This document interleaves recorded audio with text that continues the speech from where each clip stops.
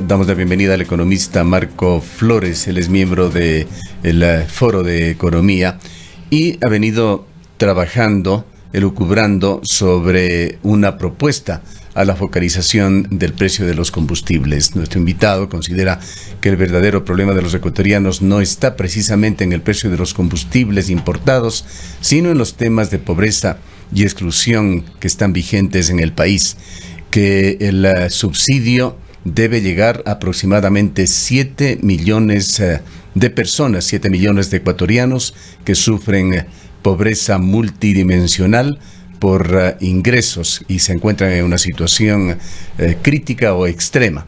Y también que el precio de los combustibles debería ser focalizado con efectos en los distintos combustibles, incluyendo el gas doméstico, considerando una reducción fundamental en el IVA, que sería la variable operacional, como lo explica en su estudio. Le damos la bienvenida, economista Flores.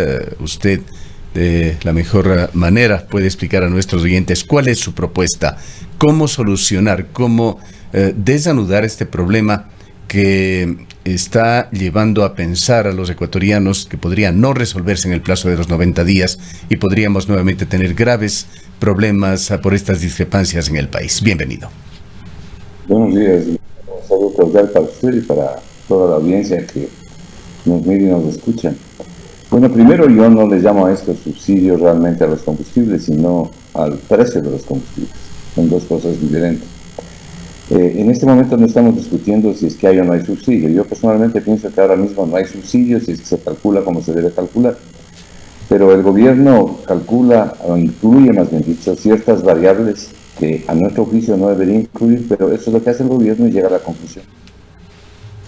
En lo sustantivo, en este momento la discusión en relación al estudio que he presentado no se centra en si hay o no hay subsidio, sino cuánto le está costando al Estado la focalización del precio de los combustibles y si es que esa focalización es eficiente desde el punto de vista social, desde el punto de vista económico, le está realmente ayudando a la gente, está realmente ayudando a los más pobres. La respuesta que dan las propias cifras es que no, y que evidentemente la ayuda a los más pobres puede llegar de mejor manera, de manera más directa y a través de inversión sustantiva, liberando los precios de los combustibles, pero protegiendo a los pobres a través de inversión, digo, en salud, en educación y en seguridad, que creo que son los tres sectores cruciales en este momento. Y a propósito, permítame decir algo que realmente es alarmante. ¿Qué clase de economistas están dirigiendo la economía ecuatoriana? Mire, hoy en la mañana terminé de revisar y voy a escribir una nota al respecto, la inversión del sector público no financiero, o sea, de todo el sector público ecuatoriano. Yo no creo que le están informando al presidente de la República cuál es el estado de la inversión en todo el sector público, donde está obviamente el gobierno central. Pero es verdaderamente de sentarse a llorar, es calamitosa los saldos de inversión, lo que los economistas llamamos la formación bruta de capital fijo. Hay una destrucción directa de la inversión en todo el sector público. Y yo dudo mucho que el gerente del Banco Central, el ministro de Finanzas, son los responsables de resolver este asunto, le estén realmente informando al presidente de la República. Me niego a creer que el presidente de la República conoce estas cifras, porque son verdaderamente alarmantes lo que está haciendo con la economía, esto es, con los impactos que esto produce directamente sobre la recuperación del crecimiento y la recuperación del empleo. Brevísimamente, economista Flores, ya que ha hecho usted una digresión sobre el tema que nos ocupa, que es la focalización del subsidio a los combustibles y su propuesta, ¿cuál es su opinión sobre cómo está manejando el gobierno el caso Perenco, que está poniendo en dificultades también generando presiones financieras al país? Aquí no hay mucho que manejar, lo que el Estado tiene es que pagar, no le queda de otra, ¿no? Es decir, aquí no hay ninguna otra alternativa, porque esto es producto de un lado arbitral. Lo que es verdaderamente alarmante es que esta empresa Perenco, que le demandó al Ecuador, le ganó el juicio y el Ecuador debe pagar 391 millones de dólares de contado. 391 millones de dólares. Esta empresa se benefició de remisiones tributarias cuando el ministro de Finanzas, el señor Martínez. En el año 2019, esta fue una de las empresas beneficiarias, le regalaron dinero. Y ahora esta empresa le cobra al Estado ecuatoriano una factura en momentos en que cada dólar cuenta. ¿Qué debe hacer el Estado? Bueno, usted ha visto que hay jueces que han dictaminado que se embarguen activos del Estado en Luxemburgo. Esto seguramente va a continuar no solo a Luxemburgo, sino a otras plazas del mundo. Yo no sé qué activos tenga el Estado en Luxemburgo, pero evidentemente resulta muy malo para el Ecuador en el mundo internacional que esto haya sucedido. Ahora, el laudo arbitral habla de una cifra más alta que la que usted señala, que posiblemente fue la sentencia, pero hay seguramente intereses acumulados.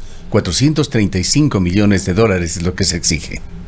Bueno, el laudo fue por 391. Seguramente como eso se ordenó que se pague hace un año, poco más de un año tal vez. Seguramente hay intereses acumulados, costos de abogados. Siempre hay algunos muertos y heridos adicionales, pero que se suman a la orden de pago. Es una de las tantas desgracias que tiene el Ecuador. ¿Qué le puedo decir? No hay otra cosa que pagar. Economista, ¿cuáles serían los efectos inmediatos de este congelamiento de cuentas? Se ha hablado de que el pedido es a 122 instituciones. Terrible, porque si son instituciones públicas, no podrían girar sus dineros. Mire, por ejemplo, el Banco Central invierte la reserva fundamentalmente en el Banco de Pagos del Exterior. Y tiene la parte sustantiva de la Reserva Internacional, que dicho sea de paso está en 9.350 millones de dólares. La parte sustantiva está invertida en instituciones. Una orden una orden judicial puede bloquear los recursos del país en la parte proporcional. Ya le pasó esto al Ecuador. No sé si usted se acuerda, Gustavo, con un débito que hizo el Citibank hace ya algunos años, que simplemente debitó las cuentas del Ecuador, se cobró una plata. Pero además esto pone muy mal predicamento la confiabilidad del Ecuador. Y estas son las cosas que le perjudican en términos de la inversión. Inversión que no va a venir, ¿no? Por lo menos no va a venir pronto al Ecuador. Eso es lo que le puedo decir. Ahora, retornemos al tema fundamental de la focalización y compensación del precio de los combustibles.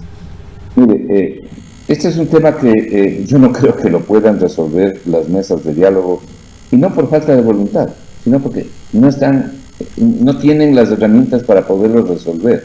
No son decisiones que dependen de ellos, ni del lado del gobierno, ni del lado del otro lado de la mesa, en este caso de los representantes de la CONAIE. Aquí lo que se requiere es un cambio sustantivo de la política económica.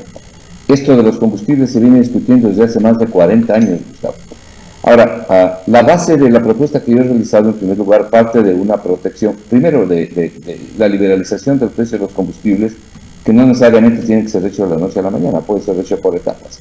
Yo distingo en el estudio 2 etapas, pero obviamente con la debida protección a los pobres, que como usted ha dicho, en el Ecuador son 7 millones de pobres que tienen pobreza multidimensional, pobreza por ingreso, significa vivir con menos de $3 al día por persona, pobreza crítica, que significa vivir con menos de $1.70 al día. Esos son los pobres del Ecuador. Esos son 7 millones de personas de los 18 millones que hay en el Ecuador.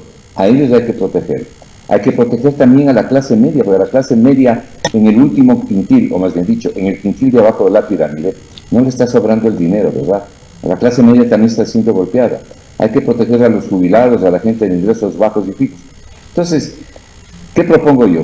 Distingo dos cosas. En primer lugar, agrupo por un lado el diésel, la gasolina extra y la Ecopaís. No le incluyo ahí a la super porque ya está liberado el precio. Por otro lado tenemos el gas licuado de petróleo para uso doméstico. En el caso de las gasolinas y del diésel, la compensación que yo estoy proponiendo es la reducción del IVA general del 12 al 8% y del IVA para restaurantes, hoteles, cafeterías, pequeños de negocios, sitios de almuerzo de la gente pobre, en fin. La propuesta es reducir el IVA del 12 al 5%. Eso es colocar dinero en los bolsillos de la gente para compensar los costos de precios más altos de los combustibles. Pero no solamente eso, la propuesta también incluye el no pago del IVA 4 días al año, durante 4 días al año en compras de hasta $100. Usted puede comprar 20 veces, pero no más de $100. No puede ir a comprar un carro y decir no me cobren el IVA. Pero sí puede comprar hasta $100 durante 4 días en el año adecuadamente seleccionados y no pagar IVA. De manera que, en definitiva, lo que estamos haciendo es poniendo dinero en el bolsillo de la gente. Aquí surge una pregunta para las personas. ¿Qué prefieren? ¿Pagar los combustibles al precio que están actualmente o pagar los combustibles a precio internacional? Porque ya los combustibles han subido, ¿no? a precio internacional, subieron en octubre pasado con el decreto del presidente, pagar a precio internacional una vez que les bajen el 4% de IVA del 12 al 8 y más las compras que digo que no tendrían IVA.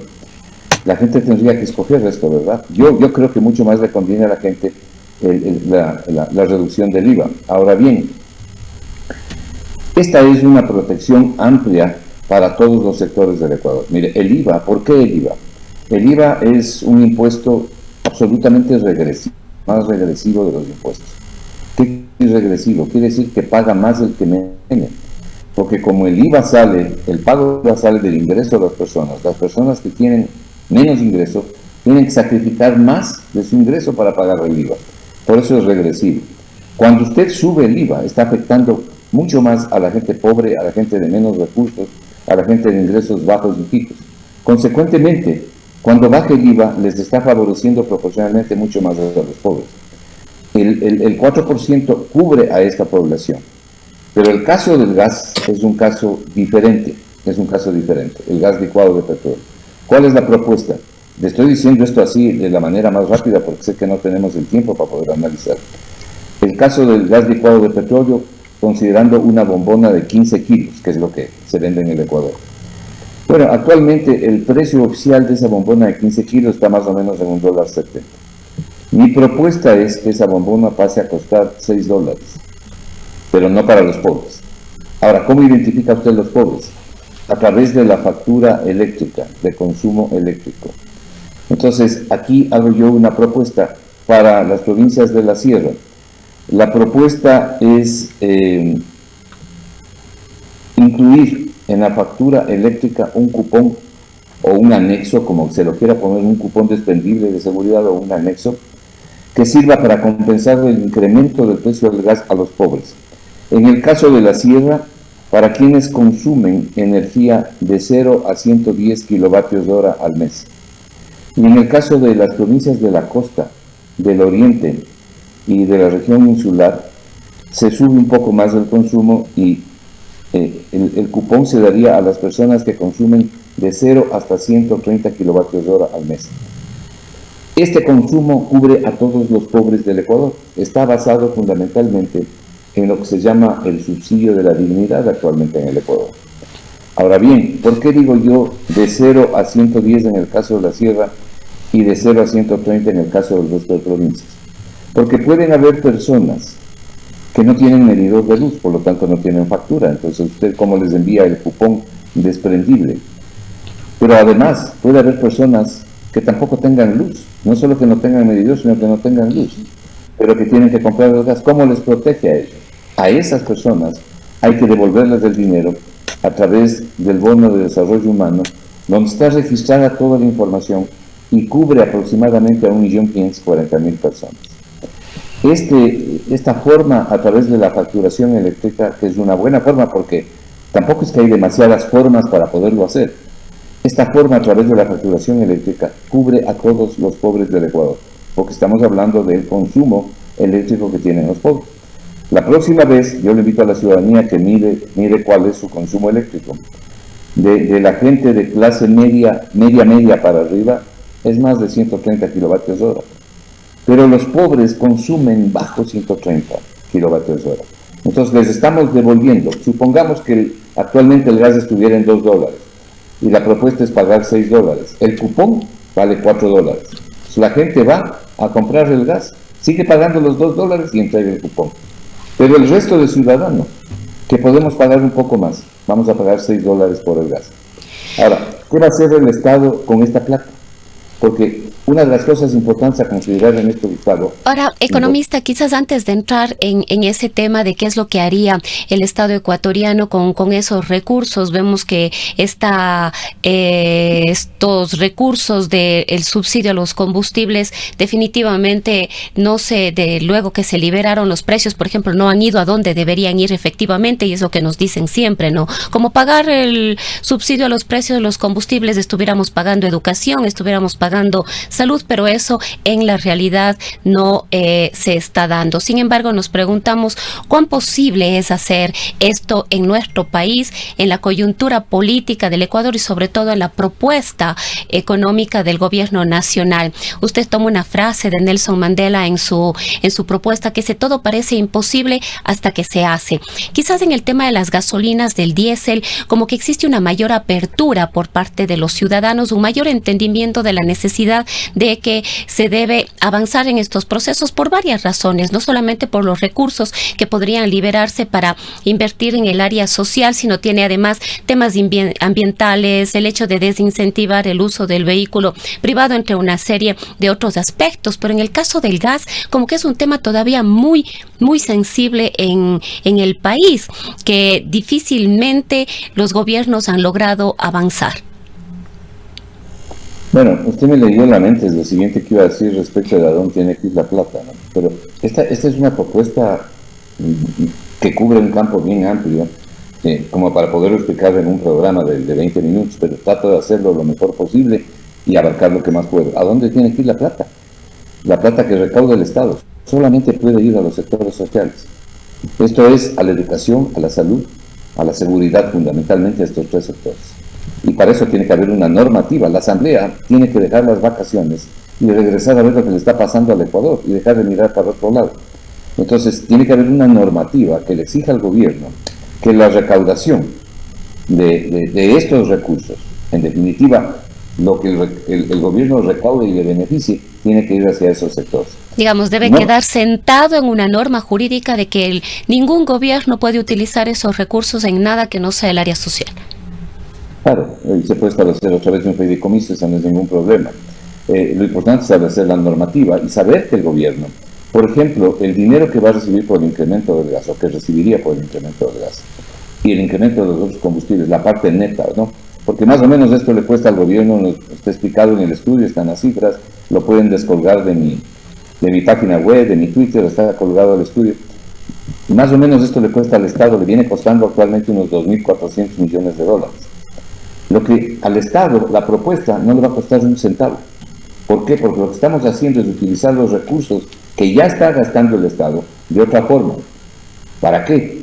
Para invertir en lo social, para invertir en lo público, para invertir en infraestructura.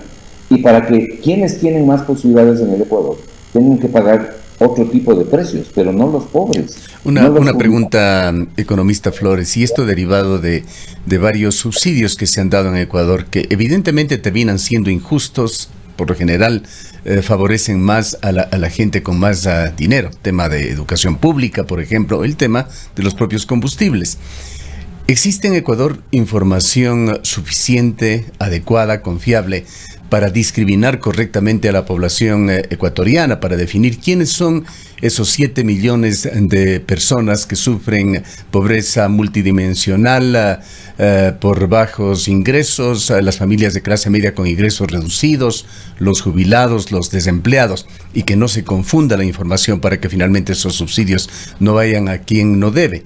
Y para esos otros 7 millones aproximadamente de ecuatorianos que quedarían sin el subsidio, ¿cuáles serían los precios liberados que quedarían aproximadamente? Hablando de una situación actual, pues sabemos que eso es variable. Y realmente todos esos otros 7 millones de ecuatorianos estarán en capacidad de pagar combustibles con precios liberados.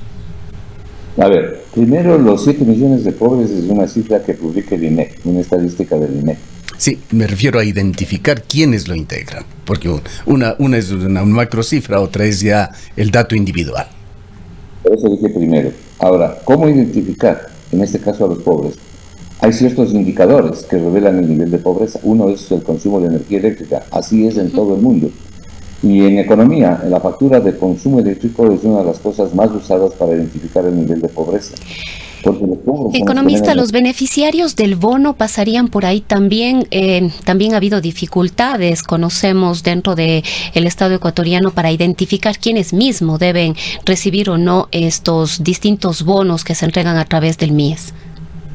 Cuando usted identifica, como dice el gobierno, que tiene identificados ya 1.550.000 beneficiarios, siempre habrá filtraciones, ¿no? Es decir, esto no es exacto. A lo mejor algunos de los que están ahí no deben recibir el bono. A lo mejor otros que faltan deberían recibir el bono.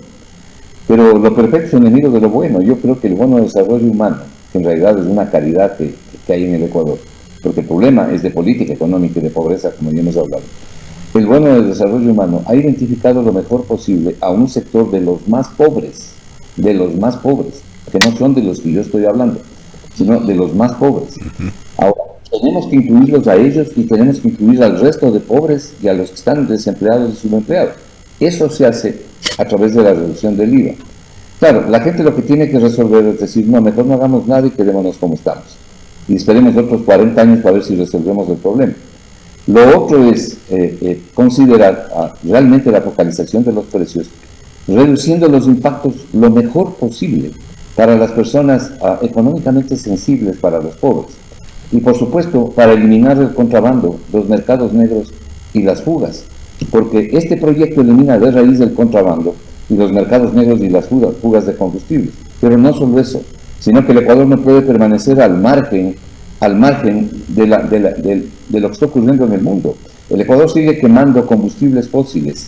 Estos combustibles que hace el Ecuador son combustibles fósiles que liberan gases que causan el efecto invernadero, que son atrapados en la atmósfera, causan el efecto invernadero y producen el calentamiento global. El mundo hay otro problema economista allí que ha sido obviado en Ecuador, que no se le ha prestado atención. Me parece que ya va cerca de 8 años desde que la Organización Mundial de la Salud advirtió a todas las ciudades del mundo de que los gases de la combustión del diésel causan cáncer. Tienen una incidencia altísima en las ciudades. No solo del diésel, los gases de la gasolina. Ayer en algunas entrevistas que tuve el día de ayer comentábamos con los periodistas. Estos eran periodistas quiteños. Tal vez en el caso de Cuenca no sea tan grave como en Quito. Pero el cielo de Quito muchas veces es irreconocible respecto a lo que teníamos años atrás. Mire usted los parques públicos, los árboles cómo están tiznados de hollín, las veredas, la contaminación que hay en esta ciudad. Y así estamos viviendo. Y eso es lo que la gente está respirando. Y eso es lo que están respirando los niños y las mujeres embarazadas. Vaya usted al centro de Quito y vea lo que encuentra. Sí, el Ecuador no puede seguir así, desde el punto de vista además de protección de la biodiversidad, que es una de las cosas que a mí me mueve profundamente para realizar este estudio y el hecho de poder proteger a los pobres. ¿Cómo protegemos a los pobres? Invirtiendo en salud, invirtiendo en educación, invirtiendo en los hospitales. No es suficiente lo que está pasando con el seguro social. ¿A dónde tenemos que llegar? La inversión pública, como les dije al principio, está siendo destruida en nuestras narices y no hacemos nada. Entonces hay que tratar de maximizar el uso de los recursos de la mejor forma y compensar, en este caso, por el incremento de precios de la mejor forma posible. Economista Flores, como usted ha señalado, el tiempo es muy corto para poder conocer y entender a fondo su propuesta. Y lo que quisiera en esta última parte, pues nos quedan pocos minutos más, es también su opinión, una visión crítica sobre la forma en que se está discutiendo este tema del subsidio de los combustibles en las mesas. Hemos visto algunos asesores de parte del sector indígena, me parece que Vilma Salgado, Pablo Dávalos, Henry Llanes, que están asesorando. El gobierno, por supuesto, estará también con su equipo y con sus asesores definiendo las cosas, pero quisiera este juicio de valor que lo haga con respecto a lo que está proponiendo el sector de los indígenas con sus asesores, que hablan de un primer carril o grupo de población que puede pagar el precio real de los combustibles, que se lo definiría en función de sus ingresos anuales y del tipo de vehículos que posean.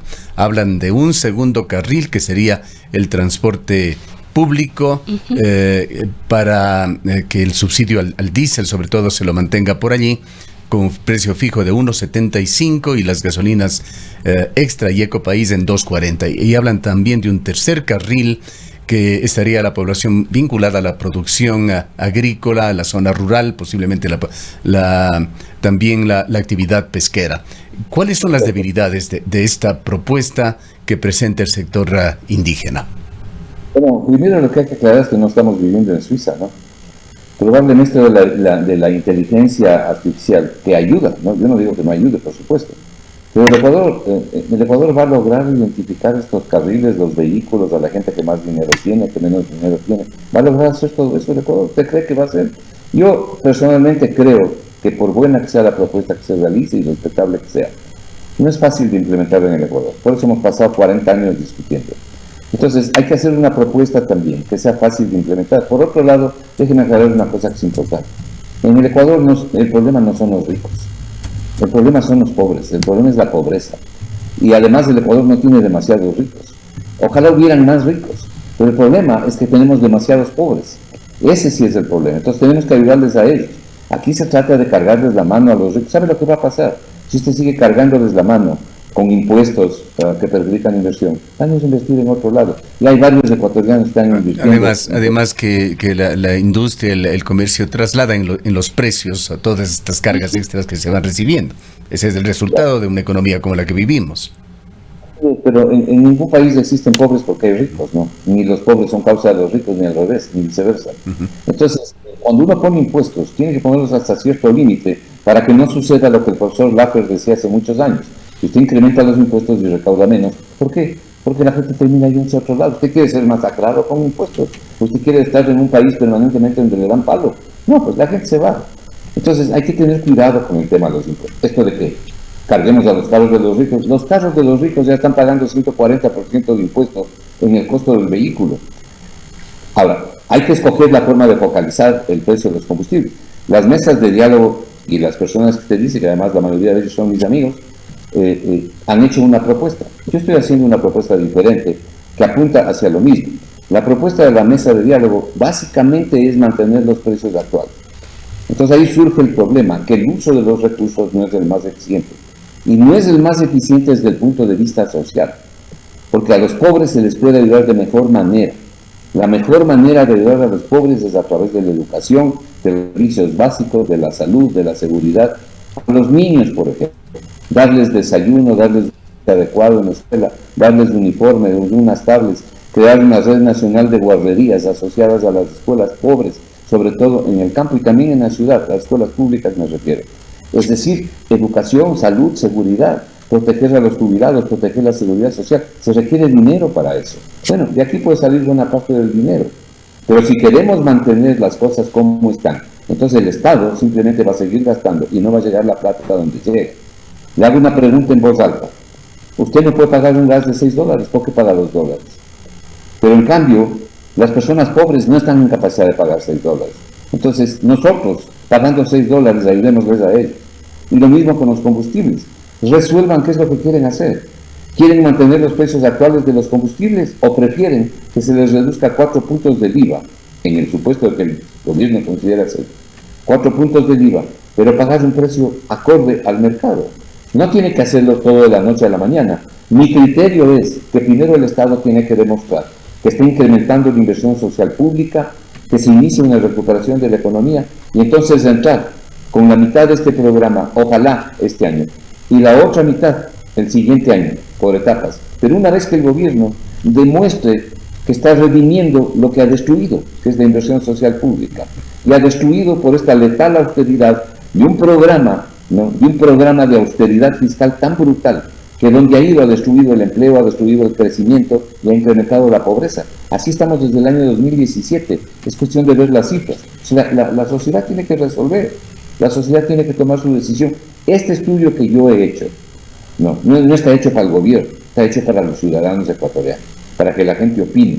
Y si a la gente le parece que tiene algo de validez, por supuesto se puede mejorar, es suficientemente flexible, se puede mejorarlo. Si la gente cree que tiene algo de validez, entonces exigirle al gobierno los cambios necesarios. ¿Ha puesto usted, economista Flores, a consideración de quienes están dialogando, tanto gobierno como representantes indígenas, su propuesta?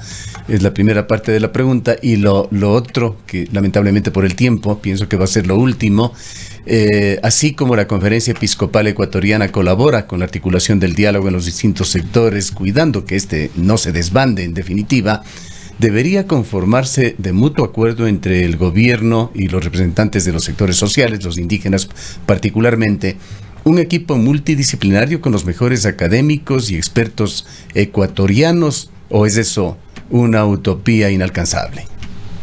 Yo soy enemigo de las comisiones y de este grupo de expertos o no expertos que nunca llegan a nada. No, se pasan conversando, anotan en un papel, como va a pasar ahora, esto quedará en un papel y veamos si el gobierno lo implementa. Pero hay algo que es crucial y que yo les voy a pedir 30 segundos para decirlo. ¿Por qué el IVA? El IVA no es cualquier impuesto. El IVA es un impuesto al consumo.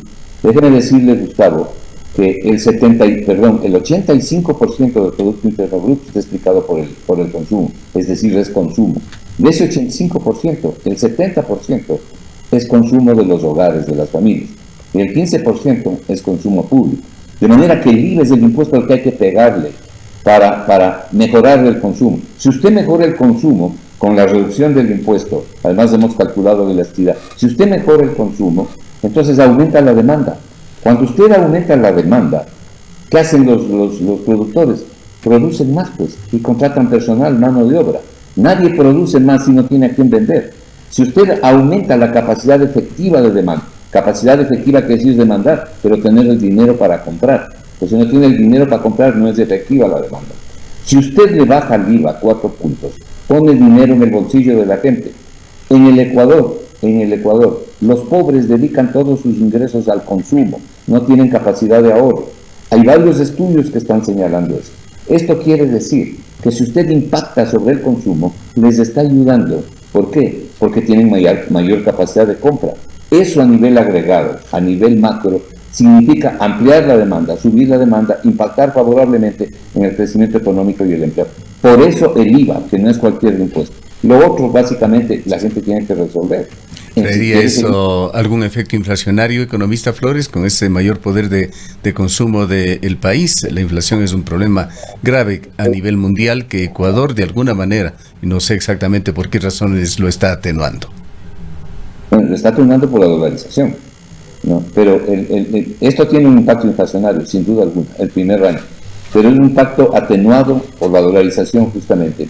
Y luego, como no es un impacto, en definitiva, por exceso de demanda, porque no hay exceso de demanda, ni es un impacto por incremento sustantivo de la oferta monetaria, porque el Ecuador no tiene emisión monetaria. Entonces, es un impacto exclusivamente por el lado de los costos, y eso se atenúa gradualmente hasta que desaparece.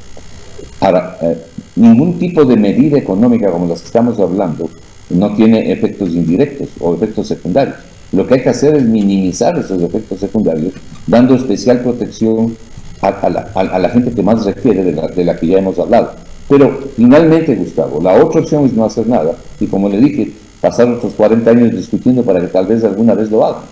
Y sin embargo, los pobres seguirán incrementándose en el país. Esto es algo que el Ecuador tiene que resolver. Y tiene que resolverlo con seriedad. No es un asunto solamente del gobierno. De otra manera, regresará además la conflictividad social. ¿Por qué piensa usted eso? ¿Usted cree que debemos quedarnos como estamos? No. De otra manera, le digo, si no se resuelve. Si no se resuelve, eso es lo que va a suceder. Es lo que se vislumbra en este descontento. Ya hoy, justamente, hablábamos al inicio, los sectores indígenas, sus representantes, están evaluando el avance del diálogo. Claro, porque no hay resultados, no pasa nada, y más bien lo que está pasando es la destrucción de la inversión, como están señalando las cifras. Pero hágase usted la pregunta, ¿qué escogería usted? Pregúntele usted a una persona humilde, oye, ¿qué escoges tú entre estas dos opciones? Y vea lo que le van a decir.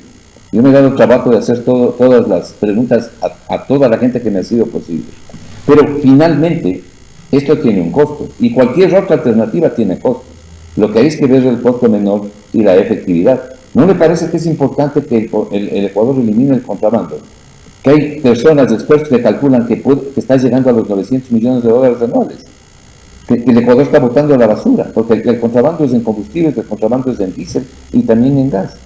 ¿No le parece importante que ampliemos la inversión social pública y le obliguemos al gobierno, los recursos que obtenga de aquí, a dedicarlos a las escuelas, a los colegios, a las universidades, para que no tengamos la terrible calidad de educación que hay en el Ecuador, para que podamos generar empleo y los jóvenes no se queden sin tener dónde trabajar?